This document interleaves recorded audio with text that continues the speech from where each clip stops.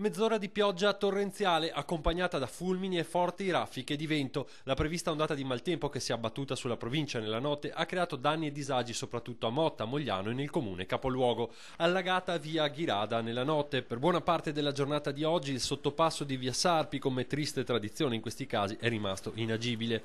Qui siamo nel quartiere di San Lazzaro, uno dei più flagellati. Due imponenti pini sono caduti sul giardino posteriore della scuola elementare Tommaseo. Spaventoso, sì, mamma mia.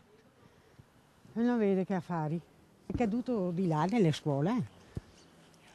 Per fortuna, che se andava da qua mi spaccava tutta la casa.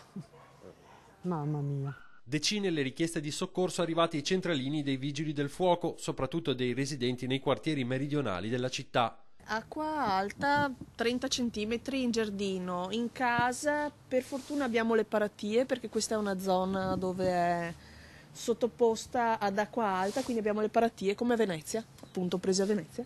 Paura anche a San Biagio di Callalta, qui siamo lungo la Postumia. La forza del temporale ha provocato il crollo di parte della copertura di un distributore di benzina transennato per motivi di sicurezza dai vigili del fuoco. Fortunatamente al momento del crollo non c'era nessuno.